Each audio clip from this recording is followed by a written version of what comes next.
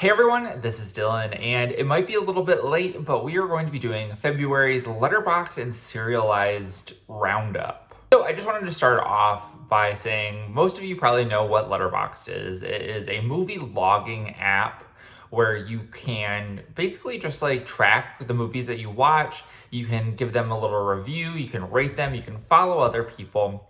And I'll put all my information to follow me in the description box. At the beginning of this year, I found a new logging service. This is an app called Serialized, and this is specifically for television. So before, when you were logging stuff on Letterboxd, sometimes you'd be able to log TV shows only if they were a mini series or limited series. So this allows you to log any television show, much like you do on Letterboxd. So I found that really cool. I watch a lot of TV as well as movies, so I really enjoyed that. So let's just kind of get into what I watched in February.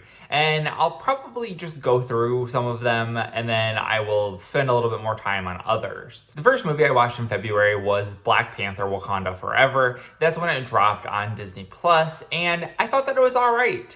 It was pretty much a general run-of-the-mill superhero movie nowadays. I think that there are some great aspects about it. I thought that there would be a lot more emphasis on the loss of Black Panther, and that pretty much took maybe like the first 30 minutes, and then the rest of it was kind of getting on with the loss. So that was pretty interesting, but I overall thought that it was decent enough. Then I watched Happy Death Day to You for the first time.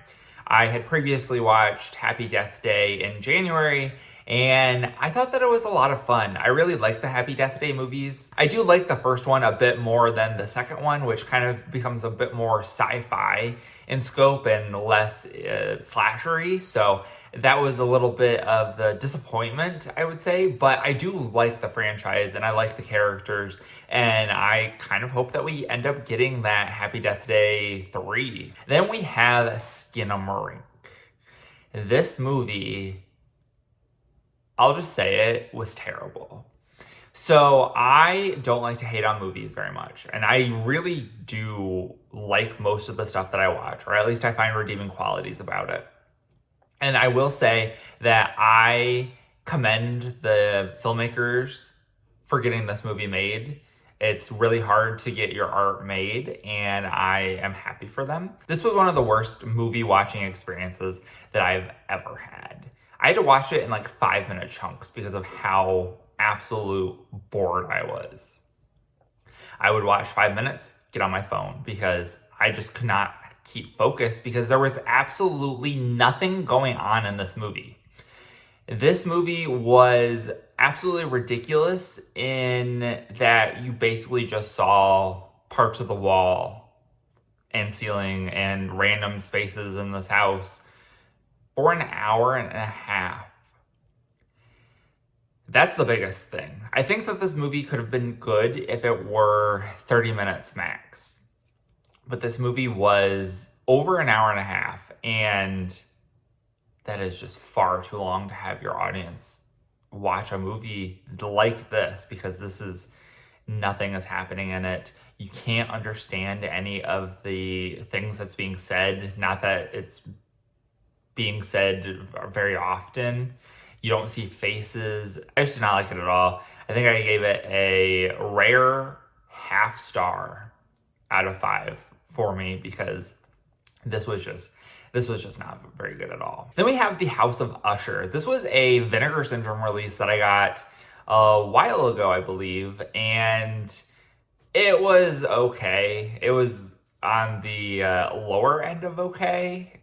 I did not have a good time watching it, but there were some elements of it that I did like, so there is that.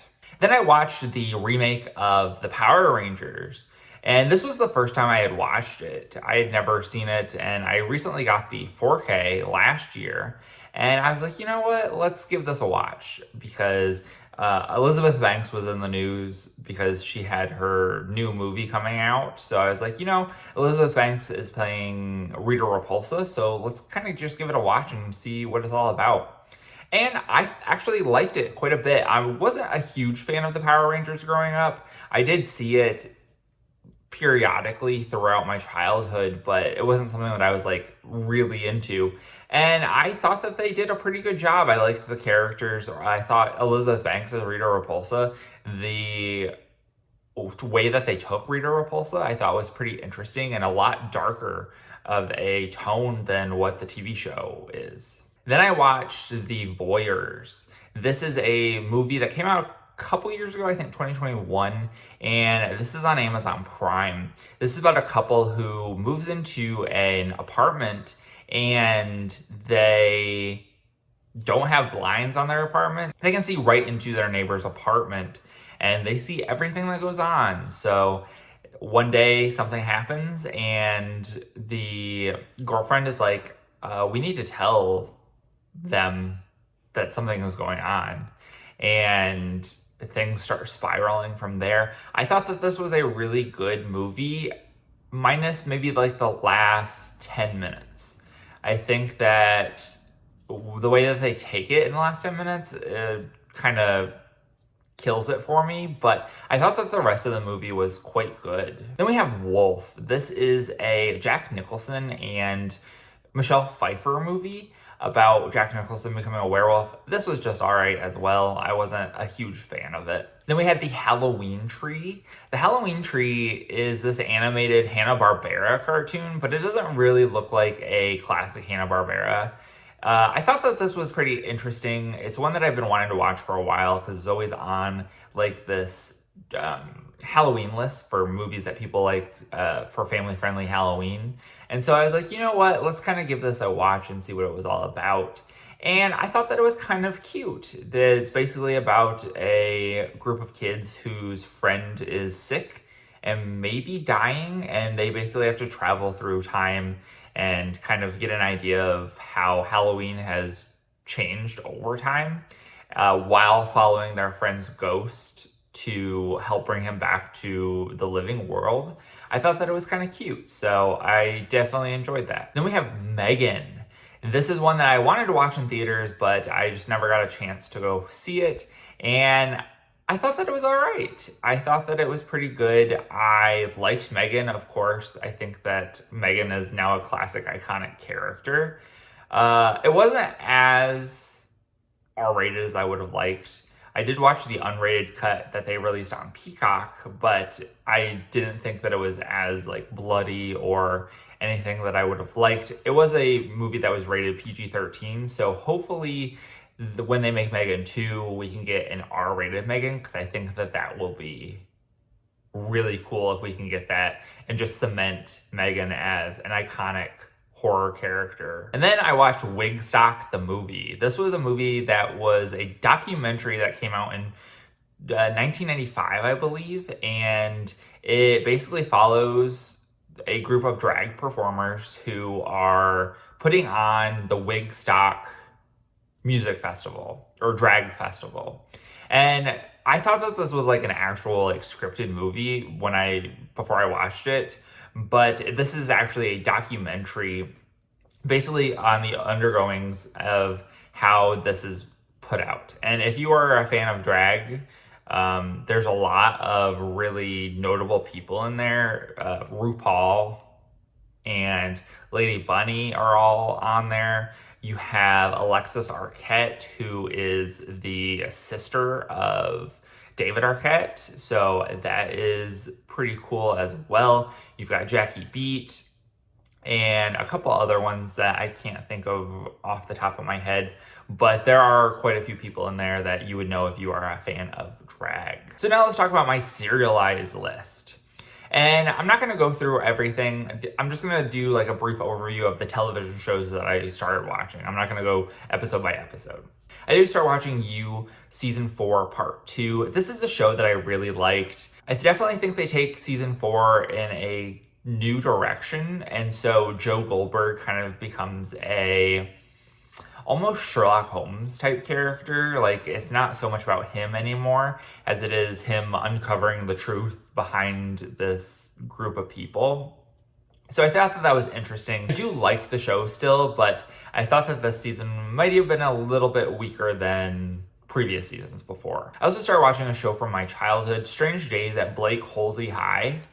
And this is a show that I never watched in full. They would have reruns on the Discovery Kids channel, which reran a whole bunch of stuff. I used to watch it all the time because I loved the old Double Dare and like Nickelodeon game shows like Legends of the Hidden Temple and all of that. So I really loved those, and they would rerun those all the time on that channel. And so Blake Holsey High was one of the things that they did. This is a Canadian sci-fi show about a school that is built on top of a black hole or something along those lines. I only watched a few episodes this time around, and I definitely plan on finishing, or at least trying to watch more. Then I also started watching Animorphs. This is a show that I did not watch while I was younger.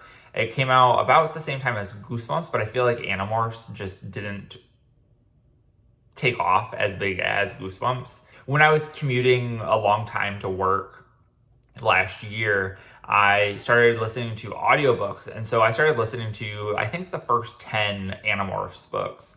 And so I had really been wanting to watch the Animorphs show, but it had completely disappeared from any streaming service recently. And then the Super Bowl happened, and there was all those spots for Tubi. So I was like, hey, you know what? Let me go on Tubi and see if there's anything that's interesting to me. I had been on Tubi before, but I don't periodically check it to see what's there.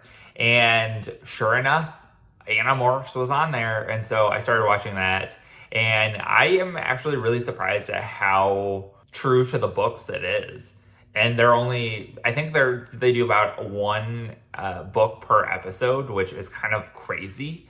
But as far as I know, they at least get the major plot points in there, and I thought that it's pretty good. I mean, it's kind of like that classic 90s CGI, so that's a little rough, but I think that the story is good, and I look forward to watching more of that. Another thing that I started watching on Tubi was Top Chef Just Desserts. This is a show that I had always wanted to watch. I am a big fan of Top Chef, but I never watched Top Chef Just Desserts, and desserts and baking are something that I really like doing. So it's definitely something that I wanted to watch.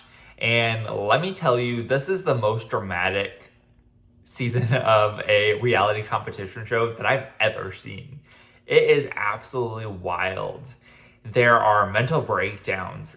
Everyone on the cast hates each other. Every single episode, there's so many like digs at other contestants, and it's just an absolute wild ride. So if you're looking for some drama, definitely check that out on Tubi. I also recently got the complete series on Blu-ray of Teen Wolf, and so I started rewatching that after the movie came out.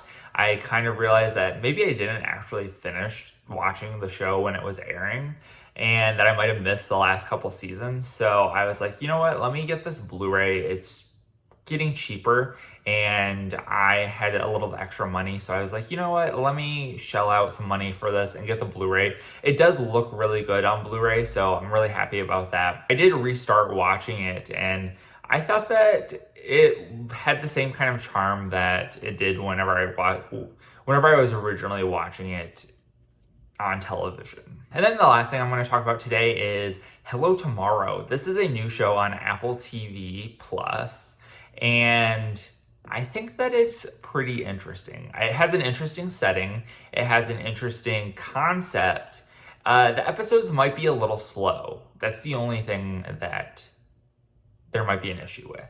But it's basically about a group of salespeople who are selling condos on the moon in like the 1960s. So you have all this really cool retro futuristic stuff, and there's some secrets that are being held by the guy who's in charge of all of this. So that's all I'm going to say, but I think that it's actually pretty interesting, and it's definitely something that I'm going to finish. So that is it for this February 2023 Letterboxd and Serialized reviews and breakdown. So I hope you guys enjoyed. Let me know what you are watching currently, even if it's not February stuff, but just let me know what you're watching. And remember, if you're not already subscribed and you'd like to be, please hit that subscribe button down below and give this video a like if you liked it. Thank you guys for watching, and have a great day. Bye.